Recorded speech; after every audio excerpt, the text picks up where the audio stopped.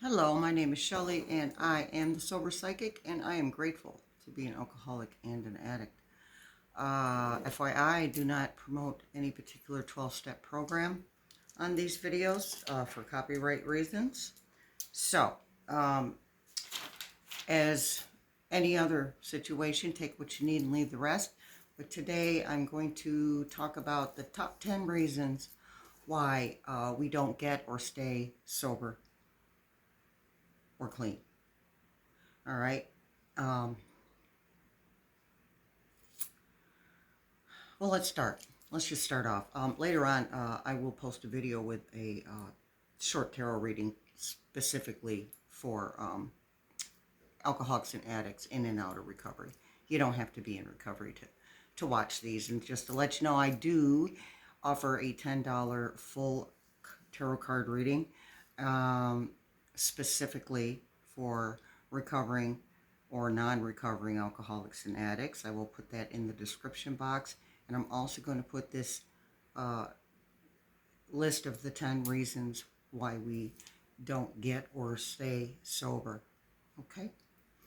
Number one reason is we don't see the signs of the alcoholism or the addiction. For me, I knew I was an addict. That was very clear. Um, because the drugs took me to my knees way quicker than the alcohol did, but the alcohol was always present. So I didn't realize I was an alcoholic. That it never crossed my mind. I mean, the alcoholic to me was the guy with the paper bag with a bottle of gin in it under the bridge with a dirty trench coat. That the homeless guy. That was what I was told an alcoholic was. So it never crossed my mind that I was an alcoholic, but I did know I was an addict. So that's very common. We just don't see the signs. We just don't understand it. We don't realize. We keep asking ourselves, why does this stuff keep happening to me? Especially, there are problem drinkers who aren't necessarily alcoholic who say, every time they don't understand why every time they drink, they get in trouble. Um, I heard one recovering person go, yeah, I'm allergic to alcohol. I break out in handcuffs.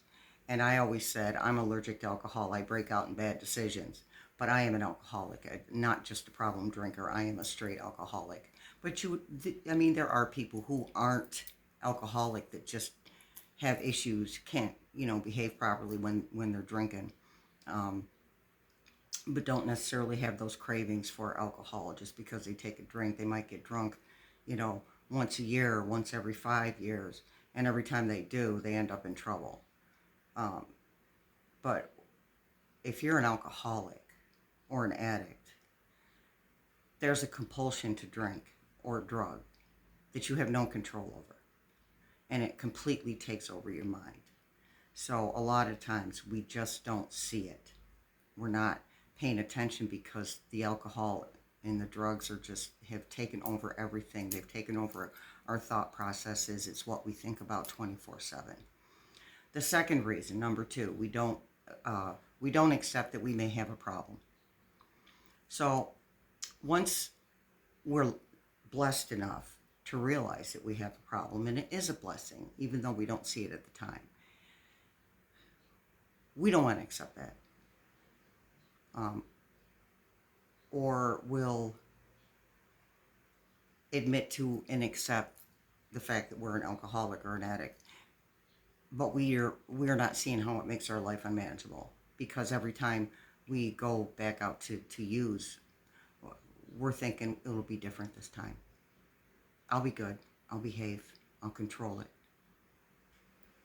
And a trademark of an alcoholic and an addict is we don't control it. We don't behave. We can't, because it has completely taken over our system, body, mind, and spirit. All right, number three reason we're afraid of change.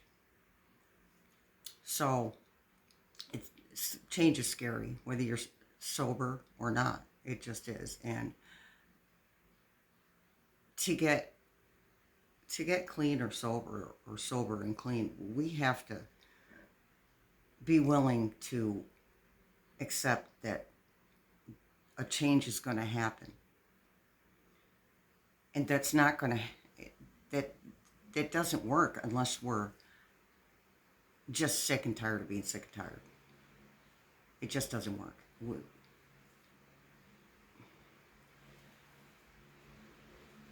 It gets to the point where we have to ask ourselves or tell ourselves, if I get myself together, I have a chance of a better life, of a good life. But if I keep using, I have no chance. So that fear of change is normal, and I think it's super intense in a person that's considering getting into recovery. I think it's super intense because everything around us is super intense, it's super chaotic. You know, awful relationships with our people, awful relationship with ourselves, an awful relationship with a higher power, or the inability to accept the belief in a higher power. You see what I mean?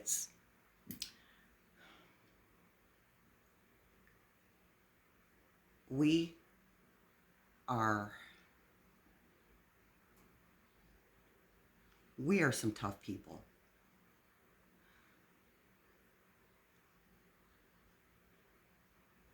We've put ourselves through a lot of stuff. So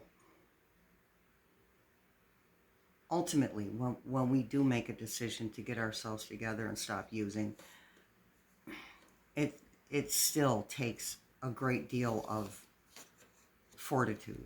It takes a great deal of faith in something. It takes a great deal of humbling. Drugs and alcohol and drugs, they humble us. And I think that's why we spend such a huge amount of time fighting everything, because we're being humbled. Every time we wake up in the morning, feeling that guilt, what did I do? Or remembering what we said, or feeling alone, feeling ostracized. That stuff is humbling. And we're strong-minded people. So when we're humbled in that way, it is hard to accept. So we fight and we fight and we fight.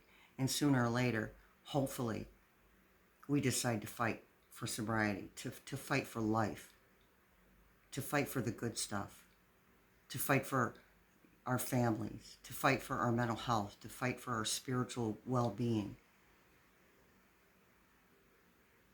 So,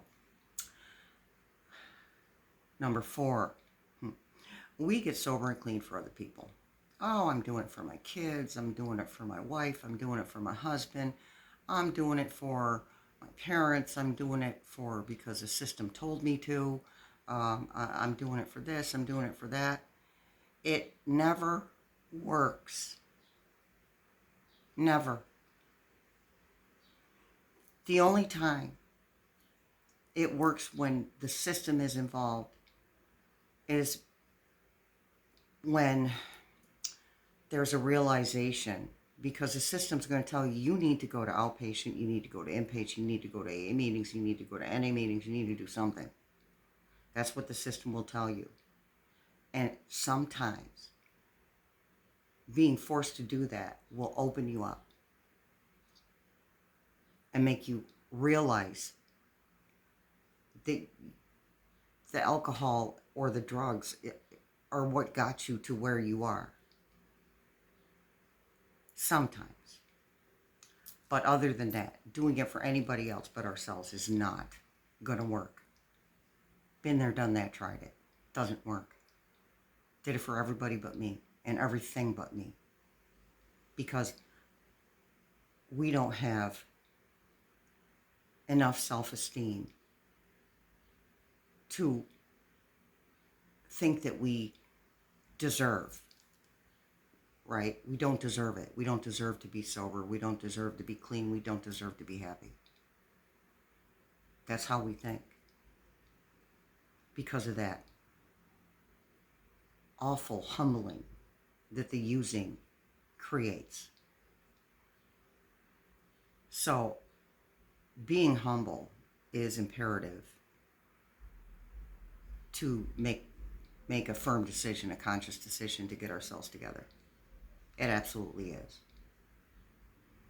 And a lot of us get lucky enough to have, I consider it a spiritual awakening when we understand that and realize and accept that our using isn't okay. That it's the wrong way to do things, that there's better ways to go about living when we realize and accept that we're not living when we're using. We're just existing. And a lot of us get to the point where we say, I couldn't give a crap if I live, and I couldn't give a shit if I die. A lot of us get there. And for most of us, I think that's the bottom. It may take us a while. We might sit in that bottom for a while. But if we're lucky enough to live through our using, we will recognize that bottom and accept that bottom and understand that it's just going to get worse instead of better. So,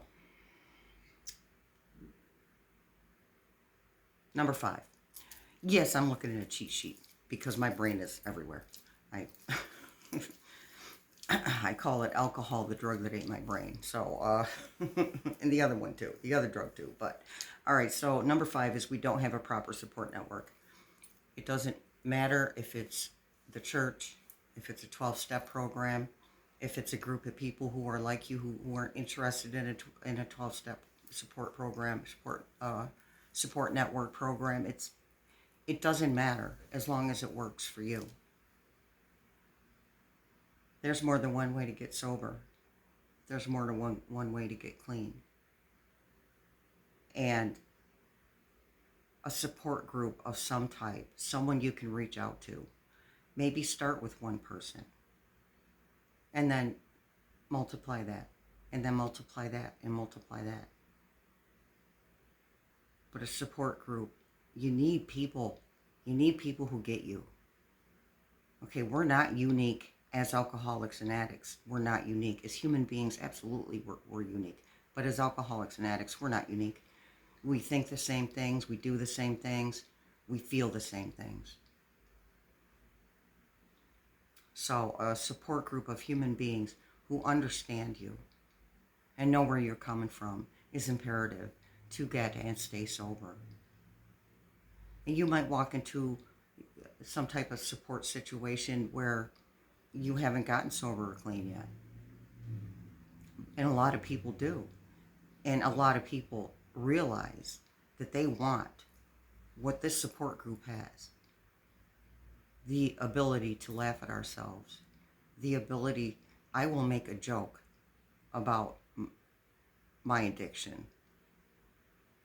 Not because it's funny, because it's not funny, but because I've learned to laugh at myself. And I'm sarcastic by nature. So I like to mess around, and my sarcasm is my humor. So we learn to laugh at ourselves, and we want what other people have. We are willing to do whatever we have to do to have what other people who are sober and clean have. And it's a beautiful thing, people. It's a beautiful thing. You know, and even if your support network doesn't understand you as a human, and not an addict or an alcoholic, but as a human, that doesn't matter. You have other people for that. They understand you as an alcoholic or an addict, and you need to have that. And I know I keep harping on it, but you absolutely need to have that. You need someone to vent to. You need someone to talk to. You need someone to give you suggestions on how they got and stayed sober and clean. You need to have that. You can't do this by yourself. If you could do it by yourself, you would have. It would have been done already. It doesn't work that way. So, Number 6, we don't take the proper steps to stay sober and clean. There are certain things that you have to do. Certain things that are suggested to do is what I should say. Certain things that are suggested to do to help you stay sober and clean. You can do whatever you need to. You can take some and leave the rest, and you might go back and pick up some you left behind. But there's specific things that you have to do to stay sober and clean or get sober and clean. One, you have to admit to being an alcoholic and an addict, and you have to admit to your life being out of control. And number 2, you have to accept it. That's the way it is. You have to accept it. Number 3, you have to find someone or something bigger than you. Whether you choose a higher power or a group of people, it doesn't matter, whatever works for you. Those are the 3 main things that you need to start with, and the rest will follow. Taking the suggestions that are given to you by people who have more time than you do, sober and clean, is going to keep you sober and clean. Obviously, they're doing something right. So, okay, number 7, Stinkin Thinkin. Oh, I'm only an alcoholic if I'm not an alcoholic or an addict. That's what that group of people said. Or you're only an alcoholic or an addict if you think you are, or you let somebody talk you into it. And then there's this stinking thinking of, I've been really good for the past 3 weeks or month or 2 months. I deserve to go out and have some fun. We call that a relapse. Not fun. And I have never heard one single person come back from a relapse and say, that was great, I want to do it again. Never heard that. Not going to hear it. And if I do hear it, then they're not ready. Simple as that. So we have to watch out for how we think. We have to be mindful and diligent in our thoughts. Say you walk past a liquor store. You need to take notice of whether you think about walking in there. And then once you notice it, you have to ask yourself, why would I do that? And then you have to ask yourself, am I willing to pay the consequences of walking into that liquor store and buying something? Excuse me. Personally, I'm not willing to pay those consequences. I have memories of the worst thing that I ever experienced as an alcoholic and addict. Excuse me. And that is my detoxes. I did it twice. The first time I did it, I nearly died. The second time I did it, I said, I can handle it. When I picked up again, I can handle it. I got this. I made it through the first one. I'll make it through the second. Almost died that one too. So, you have to be mindful of your thoughts. Why am I doing this thing? What am I thinking right now as I'm walking past this liquor store, or as I'm walking into the liquor store? What am I thinking? Because you have the ability and the strength to turn around and walk away. It depends on how badly you want to stay sober and clean. It depends on whether you've really hit your bottom or if you're willing to hit another. So, number 8, we don't change people, places, and things. Still hanging out in the neighborhood we were using in, still hanging out at the bar, still hanging out with a group of people we used to use with. Okay? Those things have to go. Period, point blank. Be done with them. Walk away. Walk away. And even, if you have people who just won't leave you alone, set them straight. Set boundaries with these people. I'm not interested. It's not you, it's me. Whatever you have to say, because it isn't them. It is us. I can't be around you. One time I had a guy tell me, He invited me to a party. I'm 30 days sober this time around. And he says, I said, no, I don't think so. I'm strong enough. He goes, oh, you're strong enough. You can do it. And I said, no, thank you. And I walked away. I walked off his porch, never went back on his porch again because I thought, why am I sitting there anyway? Because I was missing the familiarity. And was my neighborhood. We block parties every summer, and everybody was drinking and the booze was free. So I was all in. But I had to walk away from that person, walk right off the porch, and I never went on their porch again, and avoided dealing with them, with he and his wife. I avoided dealing with them. During their parties, I would isolate, or I would go to a meeting of one of my support groups. I would do something, right? So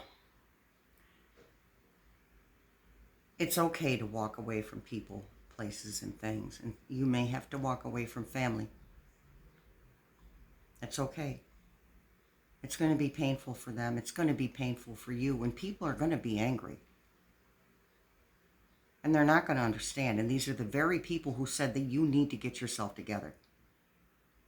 Because they don't understand what being an alcoholic and an addict is like unless they are an alcoholic and an addict who is aware of themselves as an alcoholic and an addict. They're not going to understand. People can be supportive, but they're never going to understand the real you as an alcoholic or an addict. And it's okay to walk away from people if you feel that they trigger you. Okay? And a lot of us come from families where alcoholism runs in the family. Or a lot of us, now I didn't personally grow up in people in a home where people used drugs and alcohol, but there are people who are sober and clean, who got themselves sober and clean against all odds because they were consistently around family members or friends who used. And they still did it. And sometimes you got to walk away from the ones that trigger you. Say you have to go to an office party. It might happen. If you don't feel you can decline, then you go, you say hello, you make your rounds, get yourself a soda, because I say soda because when I got sober, I craved soda big time. Big time. So, and I still do. I still love it. It's what I replace my alcohol with. And it's not the worst thing I can replace my alcohol with, I keep it, moderate, the use moderate, but grab yourself a soda or juice or something a beverage that you want. Make sure you watch yourself pour it. You pour it, or you watch the person who's serving drinks pour it. Okay? Got to be real mindful of going to parties because people probably don't understand that you're an alcoholic or an addict and that you can't take a drink. So, there's a saying, if you don't belong, don't be long. You go make your rounds, grab a little beverage, a soft drink, you make your rounds and you leave. And that's all you have to do if you can't get out of that type of situation, an office party or something like that. Or even a family get-together where you feel obligated to go. Make sure you serve yourself. And you're going to get people who say, well, don't you want this drink? Don't you want a drink? Would you like a beer? Would you like a vodka tonic? Would you like... They're going to ask. Or you're going to have family members that are going to ask. Because, again, they don't understand you as an alcoholic or an addict. Okay? And by the way, I haven't been clear on this. I need to be clear. It is very easy for an addict to pick up alcohol to replace the drugs. So if you're a straight addict, please be mindful of that. Replacing the drugs with alcohol. It'll just take you down slower. Okay? So, anywho, as I was saying, if you have to go, you have a family obligation, you can't get out of it. Um, again, grab your own drinks if you can, or watch whoever's serving drinks. Make sure they don't give you alcohol. And if they persist in offering you alcohol and don't understand why you don't want to have a drink and just can't get it through their heads that you're not going to drink and you don't want one, tell them I'm allergic. They don't know what to do with that. And then they'll say, what do you mean you're allergic? And you can say, like I say, I break out in bad choices. And it's kind of a joke. So it kind of lightens the mood. It worked for me. It's worked for me over and over. So you'll be fine. But if you don't belong, don't be long. All right. Number 9, we make big, unnecessary life changes within the first year, a new relationship, moving in or out with someone, a divorce that you instigate after you've gotten sober, if it's unnecessary. If it isn't absolutely necessary. Obviously, if your spouse instigates a divorce, there's nothing you can do about it and you got to deal with it. And guess what? You can deal with it sober. Because if you're using, you're not going to deal with it. You just aren't. Life is going to come at you, whether you're drinking or not. And if you are truly to the point where you're just so tired of not taking care of business and not dealing with the things that need to be dealt with in your life, then you're ready to get sober. And you're ready to get clean. Okay? So nothing new. No big, huge changes. Did I say anything about jobs? Oh, jobs. Don't change your job. Don't quit your job. Don't do that.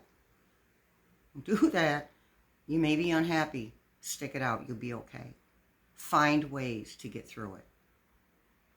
All right. And that was number 9. So number 10 is making excuses and not taking responsibility for our behavior. That kind of goes with what I was saying about being mindful of your thoughts. Yeah. It's their fault. Or it's because of this situation. Or I did that because of that situation. Or I did that because of that person. It's my wife's fault. It's my husband's fault. It's my kid's fault. No. It's our fault. We're not bad people. We're actually great people. Good people. Okay? And the truth is, though, that we put ourselves in these positions. We did that. It's not our fault we're alcoholics. It's not our fault we're addicts. It truly isn't. I believe that with all my heart. But these are the consequences of our actions. So I don't really like the word fault. It's our responsibility to take credit for the consequences of our actions. How does what we do affect our kids? How does what we do affect our spouses? How does what we do affect our families? Never mind what they're doing. Even if your family is full of active drunks and addicts, you still affect them. So now you have a choice to affect them in the proper way of being an example for what sobriety and being clean looks like. You will affect them in that way too. I would rather affect somebody in that way just through my actions. It's called a living amends. Every day that we're sober and are clean, we make a living amends to every single person we did wrong to. So we do affect our families, whether we're sober or not, or clean or not. We affect our families. We affect everybody around us. So when we get sober, instead of putting out all this dense, heavy energy you know, because of the way the alcohol and drugs makes us feel here emotionally. Instead of putting out that nasty energy, we're sober and clean, and we're putting out better energy. We're brighter energy, lighter energy. And I believe that we affect everything and everyone around us when we do that. So, I don't know where you're at in your journey of alcoholism and or addiction.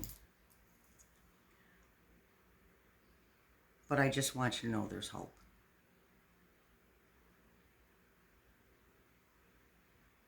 And I think I'm going to leave it at that. I will post the top 10 reasons we don't get or stay sober and clean in the description box. I also will post my email if you would like a $10 reading from me. And that is, I'm not going to do the math. So it's a $10 reading that would normally cost $50. So I prefer that you are an alcoholic or an addict. I'm just offering that to alcoholics and addicts, and you don't need to be in recovery for me to give you a reading, okay? So I'm going to put that in the description box too. Also, please like and subscribe and hit the notification bell, and also comment, all right? So that we can get this channel off the ground and share